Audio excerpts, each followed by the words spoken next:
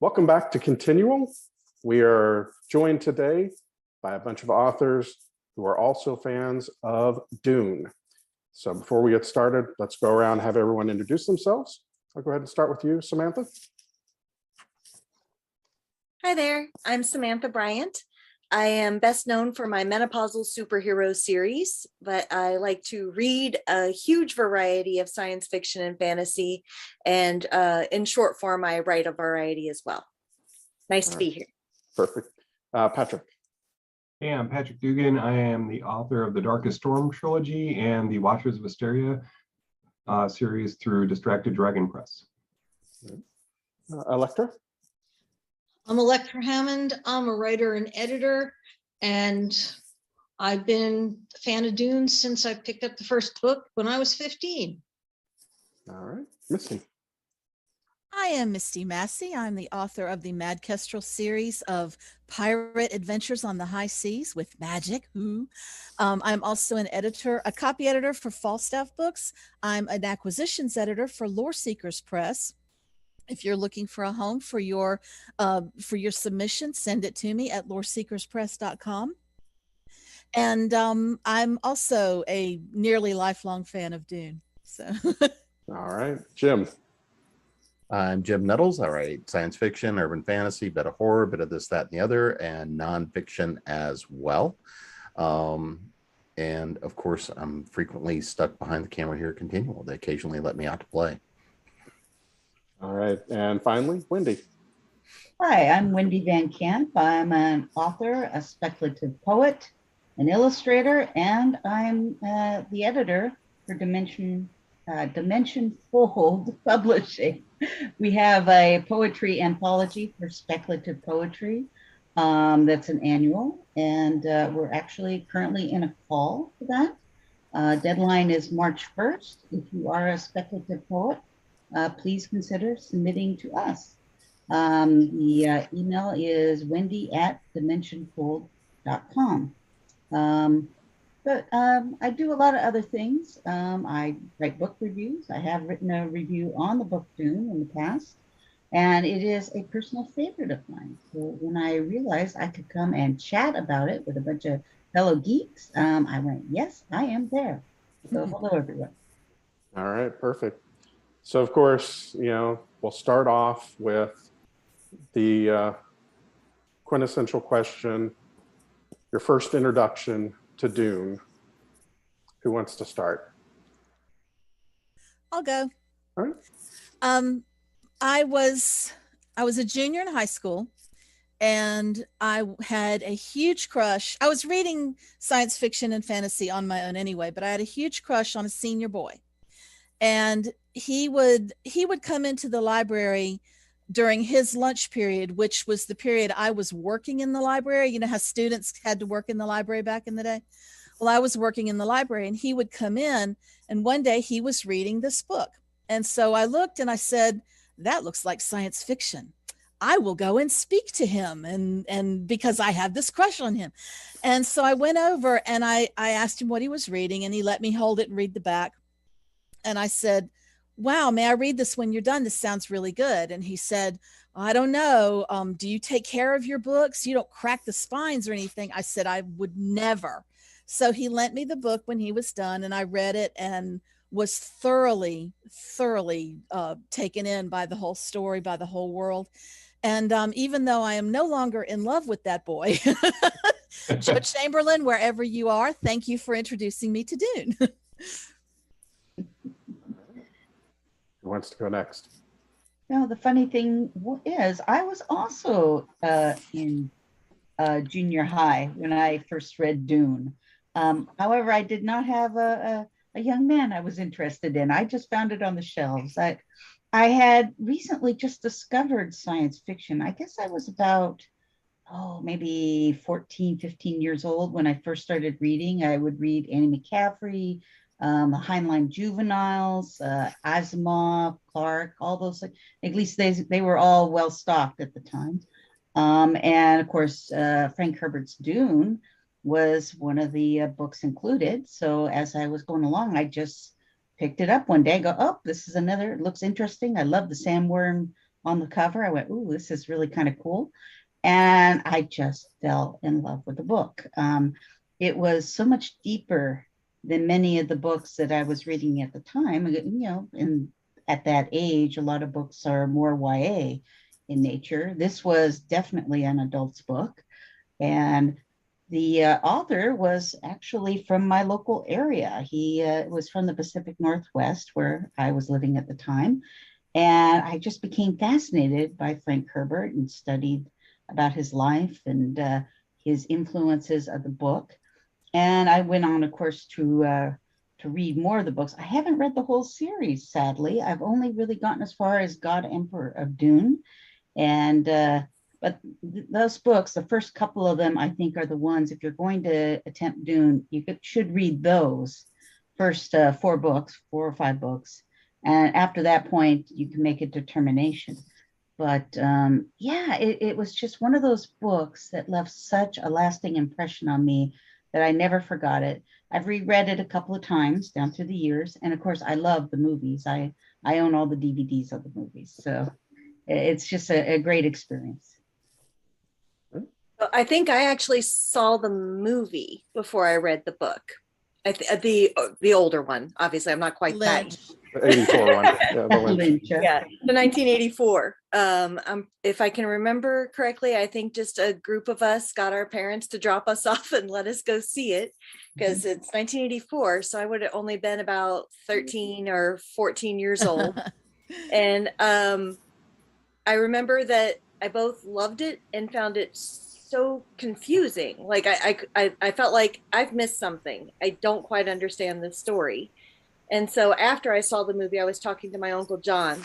My Uncle John is my mother's youngest brother. He's only 8 years older than me.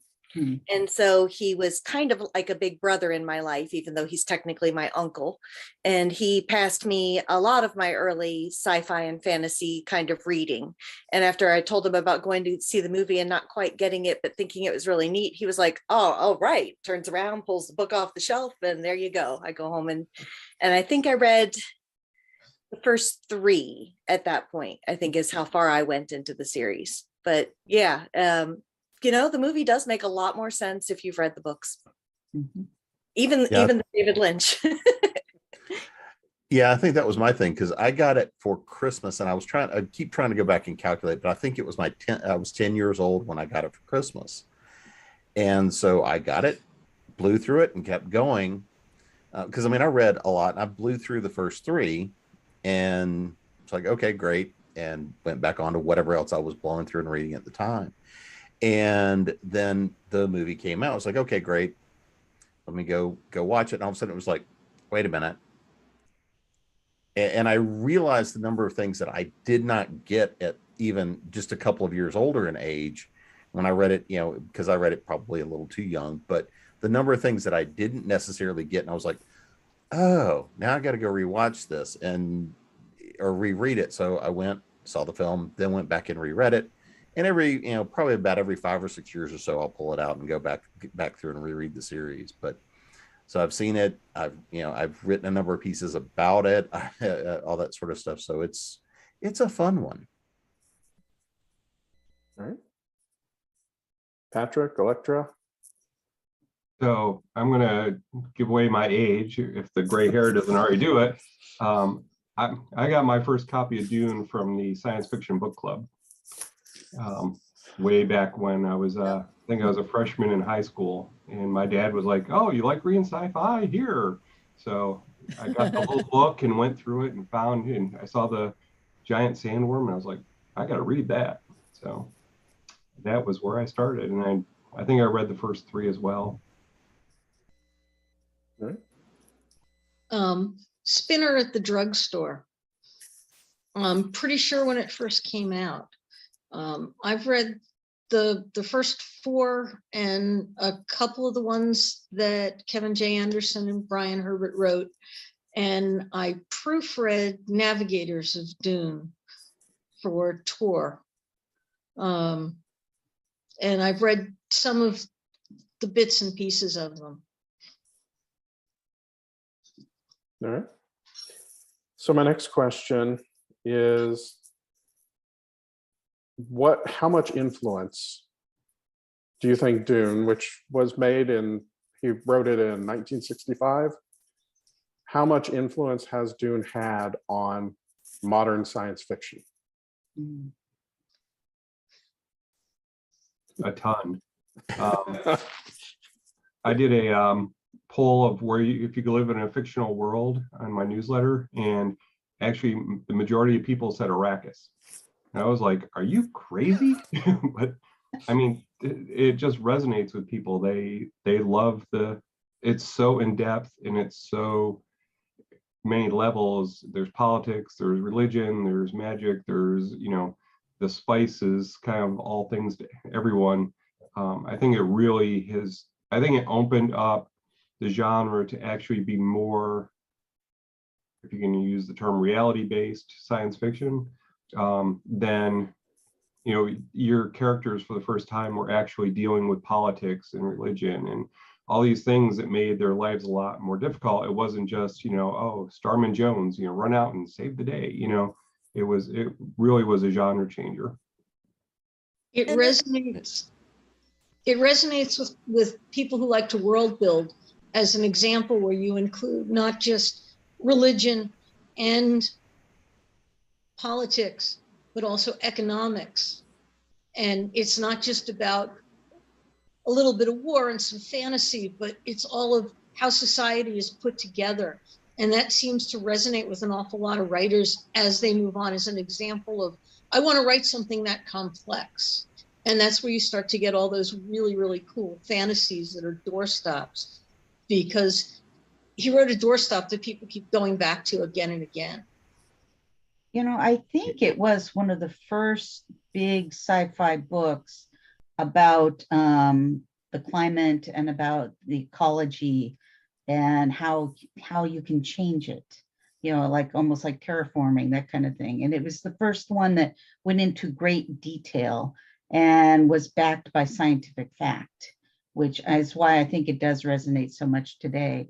And it started a chain of other books about ecological based stories as well. So, and I think with our current situations with the world, learning how to manage the world around us, so to speak, is a rather hot topic. So Dune is still very timely in that way.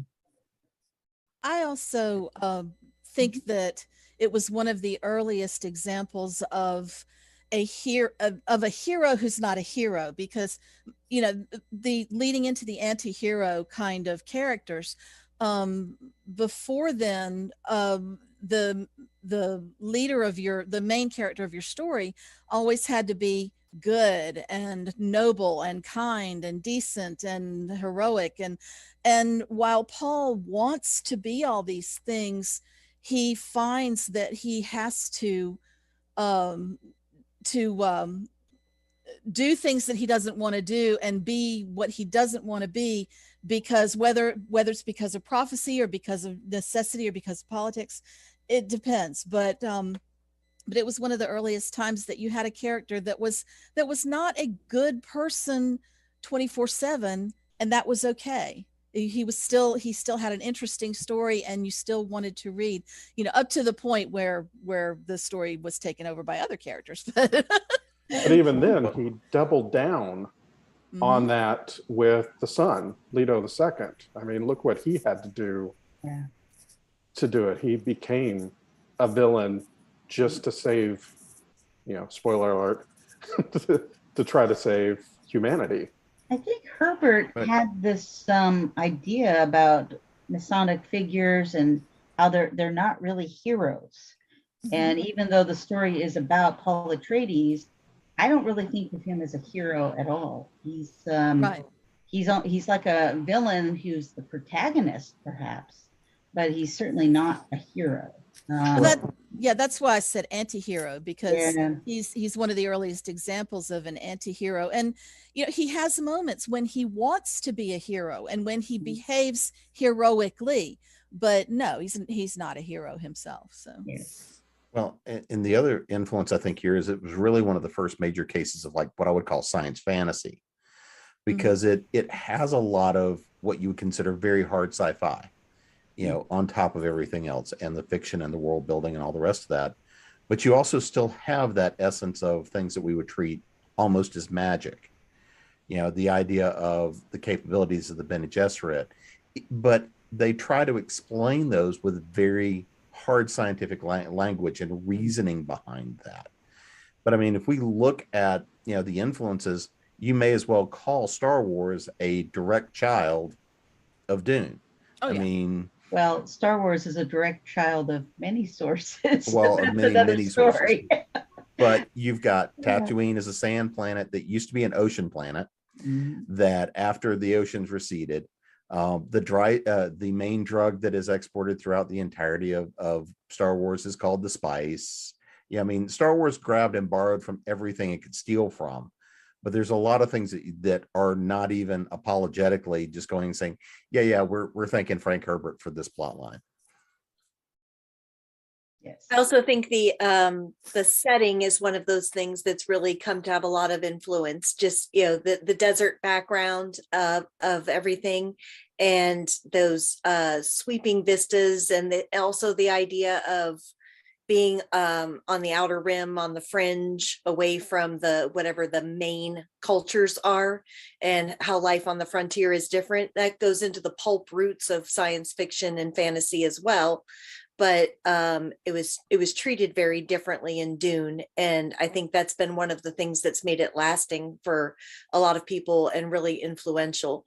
And you know, the sandworms were so interesting, and have been, you know, and they've been, you know, reused in lots of different things. You know, I think about things like Tremors, which I just forced on my kid the other day, and and even Beetlejuice had a sort of sandworm, right? So they're just this creation that really got in there into the popular imagination and dug in. So, as an author, let's say you have to use Dune as an example for a beginning writer. What do you throw out to them, and why are you telling them to read? And it could be any of the Dune. It could be the movies, the miniseries. What are you World pointing out building. to them? I mean, that's world building. Mm. And characterization too. I mean, it's strong in pretty much every category of writing. It's that, which is why it's such a great classic. But I actually really enjoy the different personality types and how they've been used in the story, the arcs that pretty much every character goes through, and the call to the larger concepts of how people are made. I mean, I really think Frank Herbert felt that feudalism was a natural state of how humanity organized itself, and he used that concept as a cornerstone of a lot of the cultures that he built up. It's really fascinating what he does. But yeah, the world building too. I agree with Jim on that as well. It's really remarkable. Anything else? The world building is so amazing in the series that I that really would be my first call to if I was telling somebody to read it. Although it would really depend on the writer I was talking to too, because there a lot of people have not read or have not found the joy of big, thick, expansive science fiction of this nature these days. And so if it was somebody very young, say right out of college or something, that was wanting to write urban fantasy and that's all they'd read, I might not necessarily say read Dune, but I'd tell them definitely watch the new movie and then read the book, so that they'd have a little bit of a cushion underneath them for when they dove in. Because it's not an easy book. It's a wonderful book, but it's not an easy book. And that would be the reason I'd be concerned about the newbie writer, going and saying, go read this, and then thinking, this is what I have to try to write. No. Right. Well, it's I mean, like it's telling a young painter to go look at a memoir and copy. You know, yeah. There's a couple more steps in between, but it certainly is a good read. So what can we say? All right. So which is your favorite adaptation? Because we've got the original Lynch movie, we've got the miniseries on the Sci-Fi Channel, and the sequel to that, and then of course the most recent one, half of the first book. This summer's Villeneuve movie is, I told people as soon as I saw it that this is the movie I have been waiting for since I was 17 years old. And I loved the Lynch version. It was fun, but it was a little too cartoony for me. I wanted something that would fully immerse me, and Denis Villeneuve finally did it, and I'm just so grateful. And my Blu-ray is on the way, and I can't wait. I think it's interesting because each one lends itself to a different reason why you could love it the best.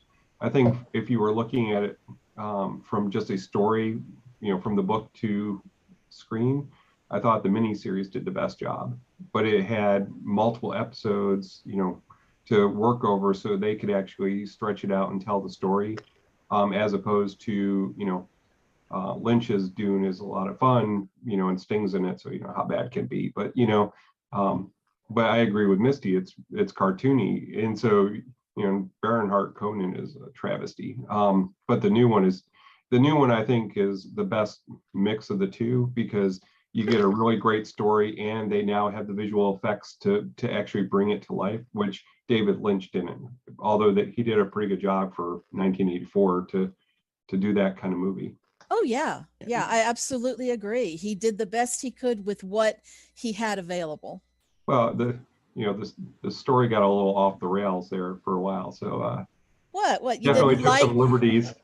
You didn't like Instant Planet, just add water? I mean, isn't that Search for Spock? Wait a minute. Yeah. Well, Have you guys seen Dune Redo, REDUX? Oh no, I think I caught a glimpse of it. It's really a B movie, is it not? It's a fan cut that's been done of the Lynch movie, trying to make it a little more coherent. And I really actually like that version of it. But and I haven't seen the miniseries. I'll have to go and check that one out. I must have missed it. I spent a decade of my life living in rural Alaska with no television. So there's a certain segment of my life where I missed everything. But I think I'll go with Misty, though, that I think the most recent version really captured how the book felt to me. I enjoyed the Lynch. It was crazy and it was fun. And I have a lot of affection for it, maybe because that's what I encountered first. But so far as like capturing the heart of Paul and how it all felt like it should look to me when I was reading it, definitely the most recent movie is going to be my call. And this is one of those things where, again, to me, it's about what am I watching it for? I mean, the most recent one, I think, is the most true adaptation. I think that they've brought out elements, because you can see the storyline where it was, this is the stuff I want to take from Lynch, this is the stuff I don't, because there are some scenes and things you can map almost side by side. But the Villeneuve movie, I think, looks beautiful. I think that he pulled in a lot of the strongest story elements. For me, the sci-fi miniseries told more of the story. You got to see more of the world. You got to see more of the politics. I do have a great affinity for the Lynch version. And while it looks and feels cartoony, I also would make one other argument. And that is this: if you want to understand more of the esoteric nature of Dune, and you want to see kind of more of that, the myth and magic side of it, you want to see the Bene Gesserit and that power and that fear, I think that the Lynch version conveyed it much better than what we see in the Villeneuve version. because it did ramp up that fear when you put your hand in the box. It did take some of those elements. There are certain things that you look at and you're like, why is there a giant space sperm swimming through space trying to open up a gate? But I think that if you look at that and some of the way the Bene Gesserit's reflected, I think that you get to see some of the more esoteric nature of it in a very different way. Now, I gotta admit, the Lynch version did do two things for me, and I think one of them is what it didn't do for you, Jim. The advanced navigator who was in the big glass thing. I loved the navigator looking like that, looking like there was just only this much humanity left. But I love that, and so of course in the Villeneuve there was not that, and I did kind of miss that a little bit. And then of course the Lynch version gave us the Mentat mantra, by will alone I set my mind in motion, because that's not in the book or in the Villeneuve movie, and so I missed that too. But I think I'd just like to say I'm 50-50 with the newest version of the film and with the miniseries. For a long time, the miniseries was my absolute favorite version on screen. I loved William Hurt in it. I loved that they were able to cover more of the story, because it wasn't just Dune. It was also Dune Messiah, Children of Dune, and some elements from God Emperor of Dune. So it really encapsulated the first 4 books that Herbert wrote. And so it was a complete story, and it really got into his ideas of the connection of the Samwar connection. And I won't go, I don't want to spoil the books for people. But the newest movie, I mean, it was so breathtakingly beautiful. And I really felt the director pulled from the actors their best performances. I always like to bring up Zendaya. I know her from her other films, and she's a credible actress in her own right. But when she was on Dune, she took on this ethereal kind of quality that I feel that it's kind of like an Audrey Hepburn kind of feel, just drifting in the sand dunes as some kind of angel or mythical creature. And I don't know if it's Zendaya maturing as an actress who did this, or if it was the director or a combination of, but for a woman who was on the screen for maybe 11 minutes through the whole film, it was really a powerful image that was created in the story. And of course, Chani is a very strong female character in Dune, and I'm hoping in this version she is going to get a little more screenplay. I know she didn't in the first film, but I understand in the second we'll see more of her. And I always felt that in the first, the 1984 Lynch film, she kind of got shortchanged. I mean, Sean Young did a credible job as an actress with the character, but I don't really feel that Chani really shone as she did in the books, in a sense. It was a little more patriarchal, or, well, anyway. But anyway, yes, I am 50-50 on the series and on the newest film. Now, when book, or where the second version comes out, and if it's of the quality of the first one, I think that's going to flip. I'm going to be in the new movie camp, but right now I'm still 50-50. Elektra? The movie critic piece of me. I used to write movie reviews, wants desperately to point out that both the Lynch version and the new Villeneuve version managed to assemble the most amazing cast. They got a pile of A-list stars to be in these movies. And it boggled my mind. And the miniseries managed to pull William Hurt in and a cast of virtual unknowns, and did a phenomenal job of making Dune a real place and stretching it out really, really well over time to really let us get to know the Sci-Fi Channel's version of Dune. I adore the miniseries, but I think once we get the second half of the Villeneuve movie, I think that's just going to be so epic, and the special effects have matured so much. And it always bothered me, the Lynch movie, was the whole weirding modules thing. So I think that new movie is just gonna blow everything away once we get the rest of it. Do But we you have any, can't, I'm sorry. everyone wants to be it. I'm just wondering from the group, is there any rumors that Devenu is going to do more than just Dune? Is he going to go on and do more of the books? Anyone heard any rumors about that? No, No?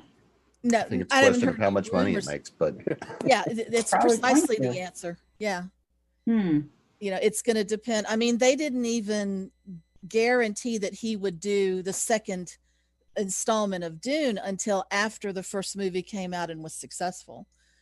And then, you know, they announced that this summer that he would be working on it. So, you know, there's no guarantee. Hmm. Just thought I'd throw it out there. It's Hollywood. That's right. well, and Yeah, the I got other thing I'm worried about him, because I would like to see him do the others, is the fact that he's now going to go work on Rama. You know, the Rendezvous to Rama series. Is I wonder if it's Really? going to be the Yes. yeah. That's You know, right. so that's already signed and done. Is my worry is that he's going to go, okay, I've done Dune, now let me go do Rama, let me go find the next thing, instead of bringing the rest of that vision to life. But I'll still take just the second part of book one and see what they do. Yeah. Yeah, I got to panel with Kevin J. Anderson at Dragon. We had 450 people standing in line to listen to him talk and watch me go. But he was on NDA because I was like, "Are you working on the new movie?" He's like, "Yeah, don't ask me any questions. I can't answer." I was like, damn. Wow. So it was fun. Great guy. All right, so we've talked about all the great things that Frank Herbert has done or had done with the Dune series. And some of them we didn't even touch on. We talked a little bit about the history and the depth of it. Part of that, I think, comes from something I had never seen before reading Dune, of that completely fictional memoir of the princess that started every chapter. So somehow it was connected, but you're reading that going, I want to read that book. But and then between Children and God Emperor, that huge time jump seems like something that people could consider a misstep, but personally, I think it worked really well. Which leads me to my next question. What did he get wrong? Hmm. I think if he were writing it now, he'd face a lot more criticism about kind of the own voices aspect of things, since everything is pulled so obviously from Middle Eastern and North African cultures, neither of which he belonged to himself. But I would say in 1965, it was a different time for writing such things. And I think fewer people who were reading science fiction at the time knew that much about Middle Eastern cultures or Muslim faith or any of the other things that he pulled from. So it would have, it kind of did a service in some ways by helping to educate and raise interest. And I would like to think that that's led to, authors like Saladin Ahmed finding an audience, because now, they've been primed for him, and you can get some own voices kind of work there. I know that anytime you look up articles about Dune, you're going to hear again about how it suffers from the white savior problem. And I think it does.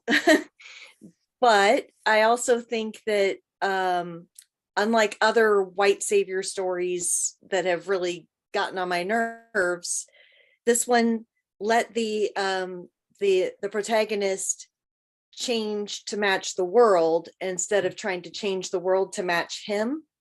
And I appreciate the respect of that attitude. I would say it has been easily 20 years since the last time I read these.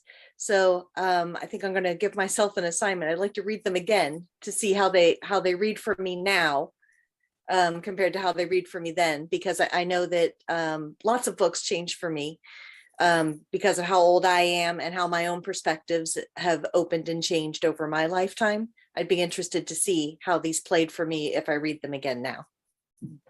I'm the same way. It's been a very long time since I read the original 3 books. And when we went to see the movie, my son went with, it was Todd and Blaze and me. And I was sitting in between the two of them. And every now and then in the movie, I'd say, is this when such and such happens? And he'd go, no, because he's read it so much more recently. And at one point, near the end, when Liet Kynes is out in the desert and putting the summoner in the sand, I said, "Oh, yay, we're gonna ride sandworms." And he goes, "Mom, no, we're not gonna ride sandworms in this movie. That's a long time from now." I said, "Okay, I'm sorry." Because it'd been so long. But so I said, yeah, I need to read them again too. But I was actually concerned about Liet Kynes being a woman in the film, but after I saw it, I felt that it really worked. I loved it. Whatever changes he tweaked the character, it actually works better, and I think it really helped balance the cast on gender quite a bit. I wish there were maybe a few more stronger female characters, but it is a classic, and that is how they used to write such stories back then. So I guess in my case, I'm making allowances. But the modern movie definitely took steps to bring in new faces and more inclusion. So that's always a positive. Yeah, I think the new film did a much better job of representing what we would expect to see in those peoples. I mean, you're not going to have a desert people that live out in the desert in the sun trying to fight that are, Sean Young pale. I mean, that's just not going to happen. And I think they did a much better job of representing what would be a galactic civilization, especially in the new film. The idea of Jason Momoa as Duncan Idaho, because Duncan Idaho is one of my favorite characters to me in the story. He is a larger than life person. So from that perspective, Jason Momoa is a perfect casting for that. However, they don't give him enough screen time before, spoiler alert. But anyway. That's okay. Spoiler alert. But when I look at the one concern I have about seeing an all-star studded cast like that is you will also get into that idea of the roles that some people have played or the people that they are. It's just I see this person on screen, so I know I'm going to get out of them. It's that coding that comes from Hollywood. And that's probably one of the biggest issues that I saw was, and again, this is an artifact of the time when it was made, where we used to see coding done where if the villain was going to be gay or the villain was, things like that where the villain was the other. And that's what we saw with Baron Harkonnen, especially in the 84 version. That's, things like that I think that they've done a much better job of reclaiming some of that kind of coding that we would have also seen, in mid 60s, 70s, and even into the 80s. And do you think that's why he used the Fremen as more of a, slightly veiled Middle Eastern, that they were other and alien? So the initial thought of the reader would have been, oh no, they must be the bad guys, until of course we find out they're different. They're not bad. Well, the Atreides came from a basically Europe water world, and they come to this sand world that is very different. So yeah, he did have to go with the most not Europe culture that he could come up with. And like you're saying, Wendy was saying at the time, or was it Samantha? Anyway, at the time, the Muslim cultures were not nearly as well recognized by white American audiences as they are now. And so that would have been I think it would either have been that or something Asian would have been Frank Herbert's go-to for something different. So. And that's basically what Heinlein did in a lot of his stories. That the villain was more Asian. Right. So Right. Well, I think at the time, though, with the Cold War and things like that, that's probably why he would pick the Asian motif for his villains. But Heinlein's very, where he's a visionary, of course, but in many ways, he's a little stuck in his times, too. He's problematic as all get out. Yeah, Let's not. I don't want to go there. That'll be another panel. But I think you have to look at the time when the book was written, because you can't, you cannot take today's morals and put it on something that was written in the middle of the 60s. It's not fair, because that, whether it's right or wrong overall, in the time that was written, and I think he actually did the service, kind of what Samantha was saying, was that, you think that the Fremen are the bad people, and then Paul and Jessica get out with them and realize, no, they're just trying to, be free, which I thought was a lot of parallel to the Vietnam War, where they were, where the Viet Cong actually went to Washington and said, look, help us, we want to kick the French out. And America said, your problem. And then we ended up with a war that we didn't want. So I think there's a lot of parallels to what was going on in civilization at the time that influenced how Frank Herbert wrote Dune. And I think that, especially for the time, I mean, there's a lot of really radical ideas in Dune, especially, you look at Shani, you look at Jessica, who is really the power behind the throne. You look at all these women and minority characters in these books, and they're actually represented as real characters, not just totems that, like, oh, well, they're different. Look at this. I mean, the Fremen have an entire civilization, hidden in the desert. And that's amazing. I think he did a great job for, for the time to be forward thinking.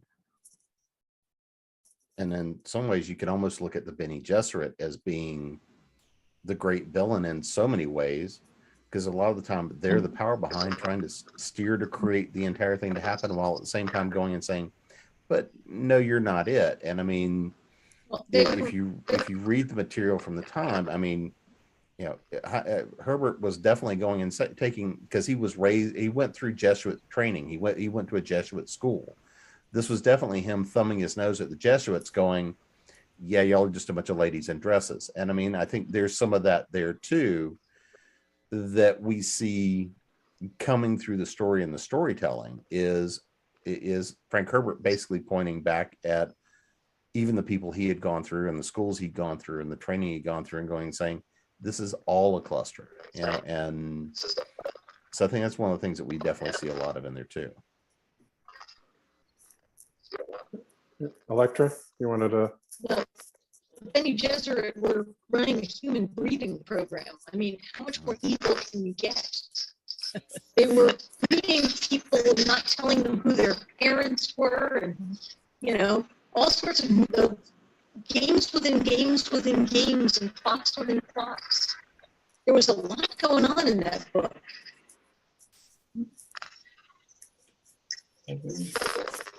But Patrick was talking about a book being representative of the era it was written in. I definitely feel the Age of Aquarius stuff when I'm looking at Dune. The spice is so important because it's this really important mind-altering drug, not one that's going to melt your brain into goo, which is what a lot of mind-altering drugs actually do. But in the 60s, where we all thought, well, not we, I was not born in the 60s. I take no blame for this.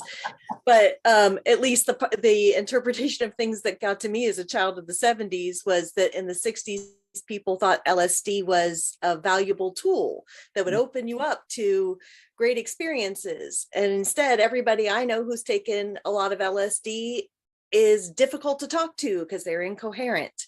So I think I definitely see Age of Aquarius in the spice drug attitudes in the book, and the reaction to eugenics. Yeah.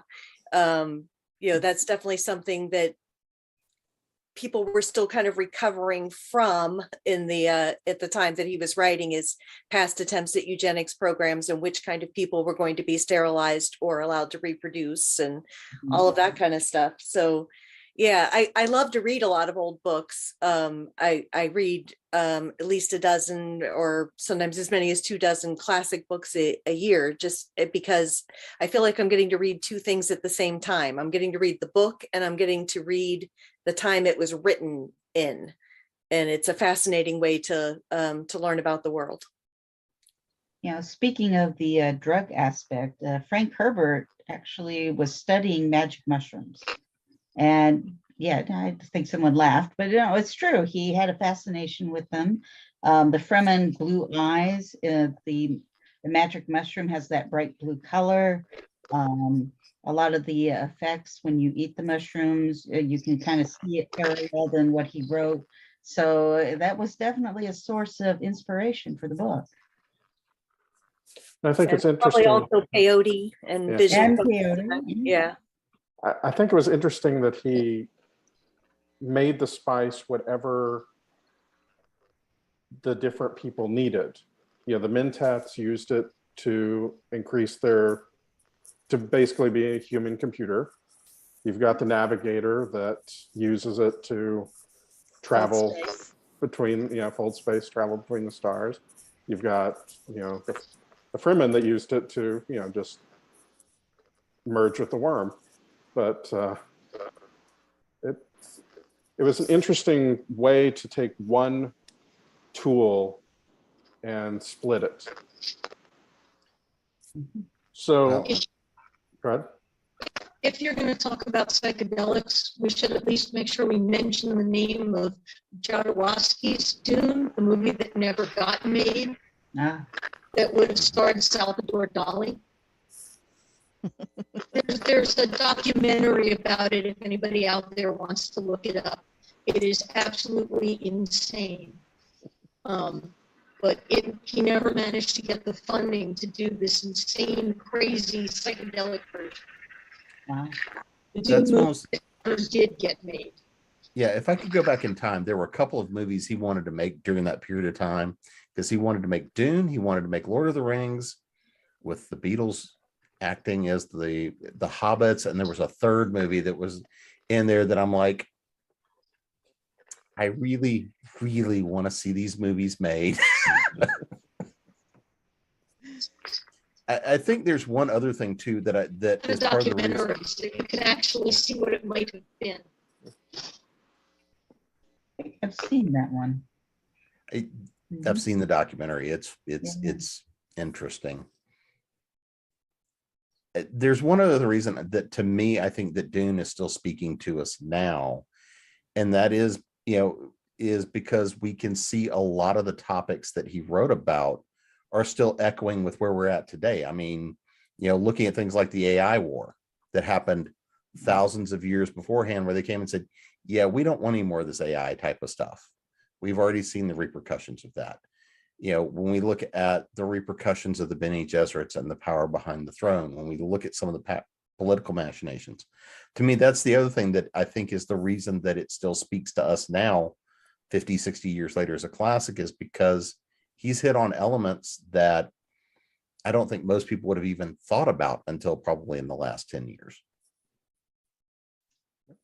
He really touched on the core of what makes a human human, in a sense, but in a very wild way, showing us where we may go with these issues and showing us the repercussions. And honestly, is that not what we as science fiction authors should all be doing?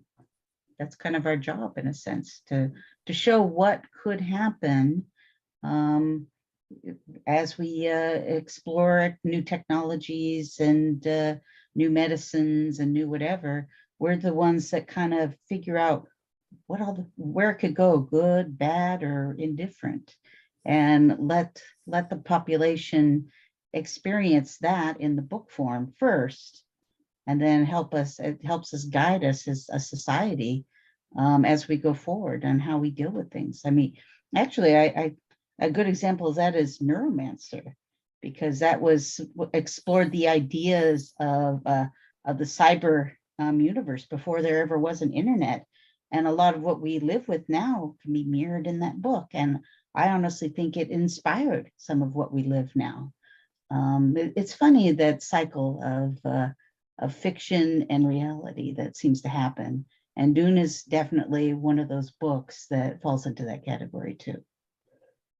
So the original books, he wrote 6 of them in the space of 20 years until he passed in 86. Since then, there was, a long drought until his son with, as Patrick said, Kevin J. Anderson, started co-writing all the others, and we're now up to, I think, 21 books out right now in the series, not counting the short stories and the story about him. But unlike a lot of the other sci-fi universes like Star Wars, Star Trek, they have kept hold of the universe. Do you think that's a good idea, a bad idea? Because you get used to anyone being able to jump in and write and create new canon for a universe, and now you can't with this one. I think that's part of the reason it's been so successful, because you don't have people going off the rails with it. It's a consistent voice and a consistent take on the source material. So I think it has actually, because like with Star Wars, depending on who wrote the book, it could be anything. They're just all over the place. And then you have executives at Disney telling authors, this is how you have to write it. Whereas with Dune, with Kevin J. Anderson and Brian Herbert writing it, they're being true to the source material. They're, keeping the faith with where the original series was going. And I really think them jumping back in time, especially like the Butlerian Jihad, really, when you read that and then you go back and read Dune, it really adds a lot, because it explains why some of the things like the Mentats, why were there human computers? Well, because the AI almost wiped out humanity. So I mean, it's really, I think that has saved. I think if Disney had bought it, it would be a disaster. I think that you'd have people, they'd just be jamming out books just to jam them out, and you'd have 50 different authors writing it with 50 different takes and 50 different voices, and it would just become unmanageable. I think the concept of an author creating a universe and inviting others to write in it, whether it's the originator, the original creator of the universe, keeps control and monitors basically what's going on in that particular set of books, has helped a lot. It creates a more cohesion, as Patrick had mentioned. And I think it also brings a little more stability to the original creator of the universe, and helps to bring up new authors who write in this universe, getting them exposed, and then they go on and do their own original work. It's a new platform, really, of writing. And I think it's a good one. It's creating maybe a new stable of some kind. I don't know, but stable, I'm thinking of the horse stable, I'm sorry. But yeah, it's, I think it's a good thing, because back in the day, back in the 50s and 60s, there were other universes that had piqued the fans, like the Darkover, for instance. People would write about this particular universe, and it's sci-fi, but it has a lot of fantasy elements too, by Marion Zimmer Bradley. But anyway, many people would want to write about it, and they would get it wrong and whatever. And she finally corralled everything together and basically found an editor to monitor these things. And I believe that was Deborah Ross. And she's still, to this day, long after Marion's death, is still putting out anthologies of the Darkover universe. Another person who this had this problem was Annie Mccaffrey. A lot of people wanted to write fan fictions of the Pern universe. And Annie Mccaffrey just was adamant, no, you do not touch my material. It's mine. Don't do it. And she had a lot of fights with the fans who wanted to write fan fiction in that universe. And in the end, it kind of fell apart. And eventually her son took it over, and it was like Frank Herbert's son. And I think it kind of progressed from that point, and it found that stability of that particular universe. So this model has been generating all along. And I think what Kevin Anderson and Brian Herbert are doing is showing how it can be done successfully. And it's a nice model to see.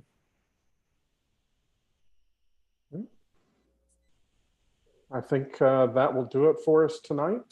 Before we go, though, I want to go around again, let us know where we can find you on the internet, and we'll go ahead again. Start with you, Samantha. Hello again, and goodbye, I guess. I'm Samantha Bryant, and I am best known for the Menopausal Superhero series. My website is samanthabryant.com, or you can find me on Twitter or Instagram at Samantha B. Writer, just the letter B in the middle, short for Bryant. So thank you. All right, Patrick. Hey, I'm Patrick Dugan, and you can find me at patrickdugan.net. I'm on Twitter as Patrick Dugan Author, same as Facebook. So I've got The Darkest Storm and The Watchers of Hysteria out right now, and soon with Mr. Nettles, we'll have a fantasy anthology or a nonfiction anthology about fairies in cinema, which Mr. Nettles wrote about Dune. All right. Are you stealing my thunder? I'm giving you, this is the lead in. This is like the. All right. I'll go ahead and do Jim next then, just to give him that lead in. Oh, well, fine. I'll take the lead. Thank you, Mr. Dugan, for the lead in. You're always welcome. So you can find me at jamespnettles.com, authoressentials.net, authoressentialsworkshops.com, the Speculative Fiction Academy, where I'm the dean for business programming. My next upcoming release, as Mr. Dugan mentioned, is called Fairy Films, We Folk on the Big Screen. My piece is on Dune, the 1984 version, but I might have stretched out beyond that a little bit, talking a little bit about the books and some of the other films as well. Mr. Dugan, did not write about Dune. He wrote about, Rocky Horror. So you can find me, Facebook, Instagram, occasionally the Hive of Scum and Villainy, that's Twitter, YouTube, all those kinds of places. And of course, here at ConTinual, when I occasionally show up on this other side. All right, Elektra. Hammond, you can find me at untilmidnight.com. And that's all there is. All right. Misty? Well, if you want to find editor Misty, you can go to loreseekerspress.com. If you want to find writer Misty, you can go to mistymassey.com, or you can skip the line and go to Facebook or Twitter, where I am Misty Massey. How exciting is that? And if you want to find Silly Misty, you can listen to the Authors and Dragons sister podcast, Calamity Janes. I play Malibu, the sun-drenched but cheerful cleric.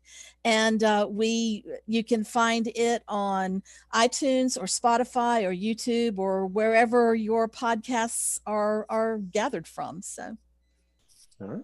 And finally, Wendy. Last but not least, hopefully. Anyway, I'm Wendy Van Camp. You can find me at nowastedink.com.